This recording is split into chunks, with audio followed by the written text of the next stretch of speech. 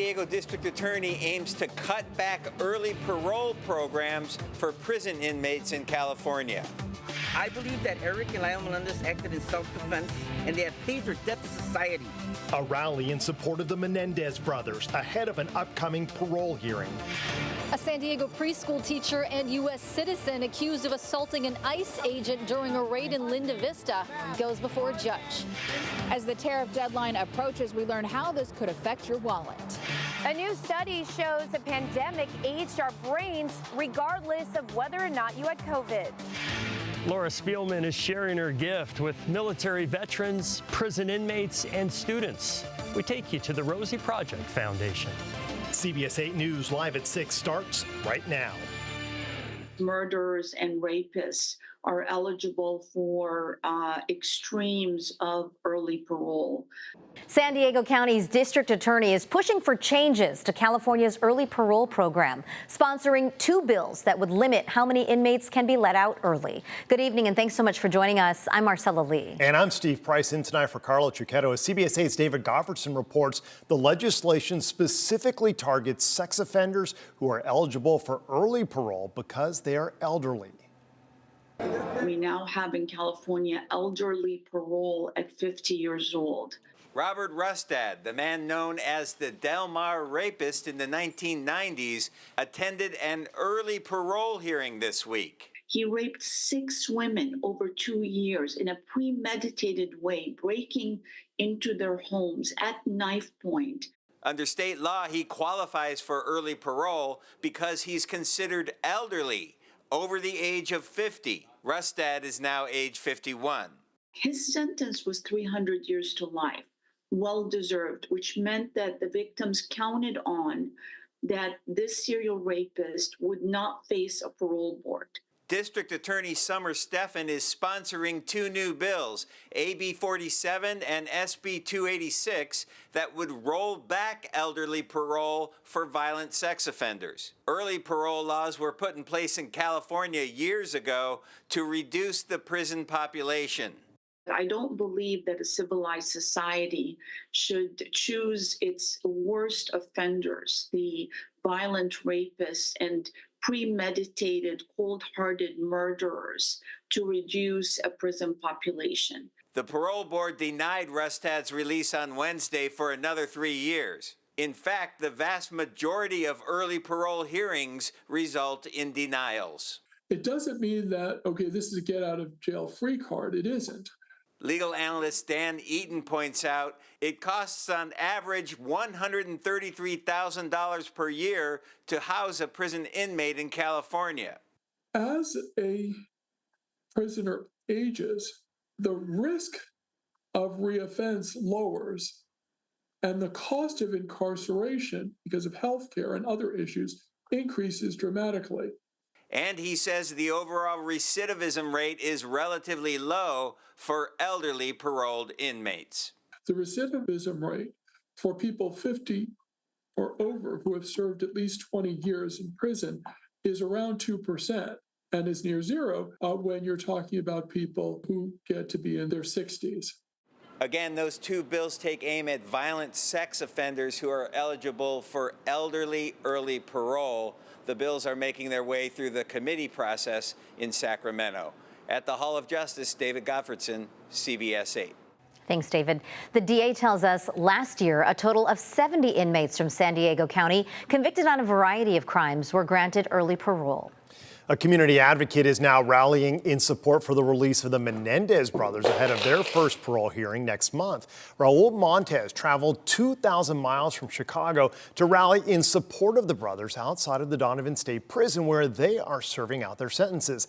Eric and Lyle Menendez were initially given life in prison for the 1989 murders of their parents, but this past May they were resentenced to 50 years to life, and that opened up the opportunity for parole.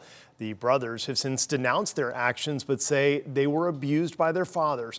Montez says his compassion for the pair comes from his own abuse that he experienced as a child, adding he still suffers psychological trauma today.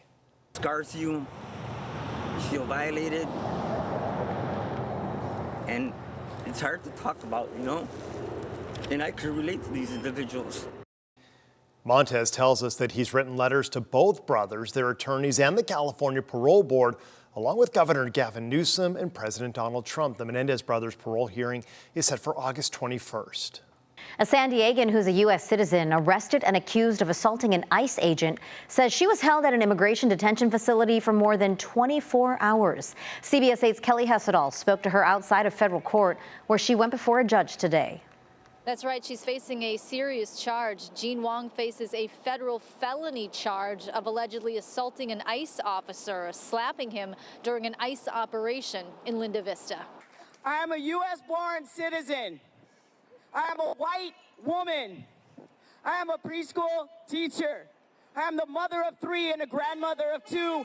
Jean Wong outside federal court today, just minutes before she faced a judge. A crowd of supporters gathered with signs. This was the scene July 2nd at the Mesa Vista Apartments. ICE agents were conducting an operation, and Wong was among protesters who had gathered there.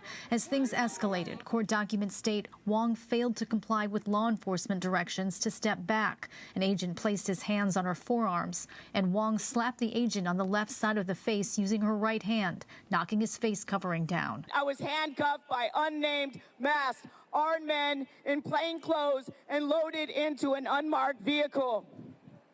They drove me to the back gates of San Ysidro Detention Facility, where I was disappeared into a basement for over 20 hours. I was told I wasn't in America. I had no food, no phone call, no rights. Cameras are not allowed in federal court. Today, Wong pleaded with the judge to dismiss the case, but the judge declined. Wong entered a plea of not guilty. Tell me how you're feeling. I'm feeling very frustrated, but this judge is a fair judge. I appreciate that she gave me a moment to speak. But we are all dealing with trauma from being disappeared. If you think you're safe in the same skin that you're in, I'm telling you, you're not.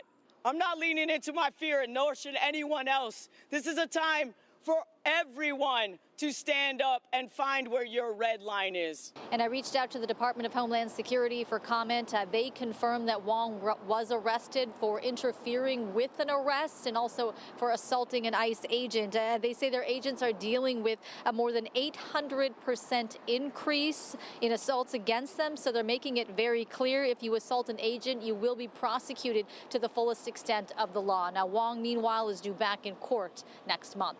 Kelly Hessedall, CBS 8. Kelly, thank you. Unionized Kaiser Permanente health workers are getting ready for an informational picket tomorrow.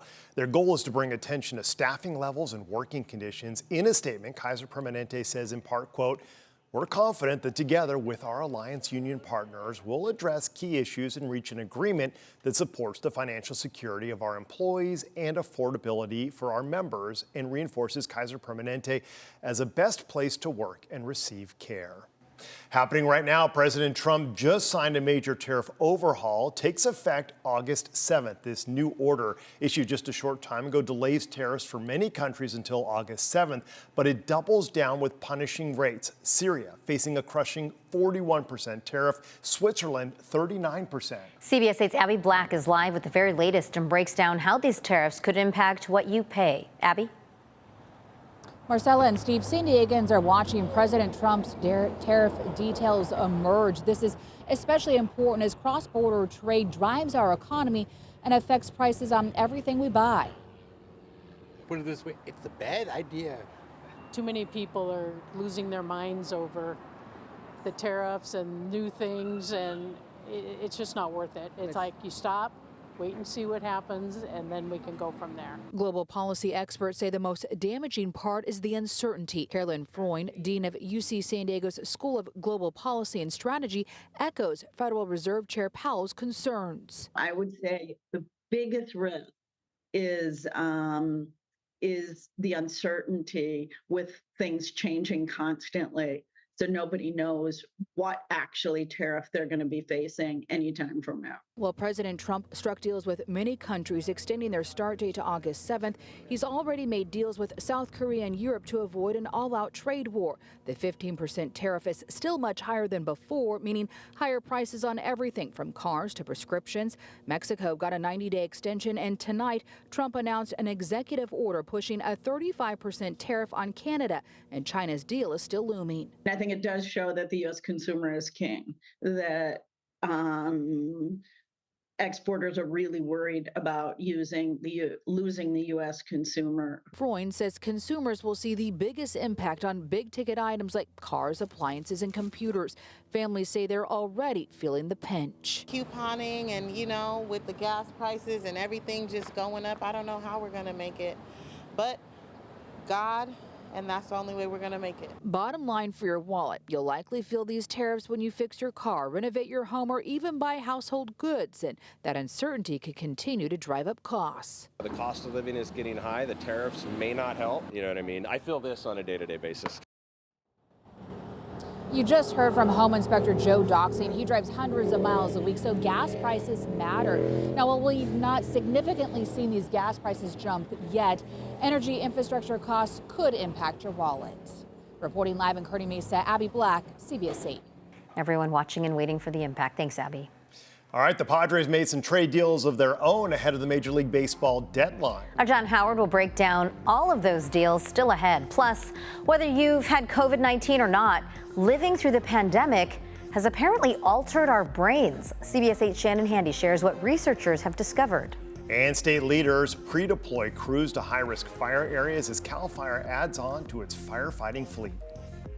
Our daytime highs have been in that near seasonal range for much of this week. So about 4 degrees below, right on the money for Ramona at 90 degrees and about a degree below for Borrego Springs, still pretty toasty inland. We are looking at much more of a warm up by the middle of next week. We'll look at your complete forecast coming up.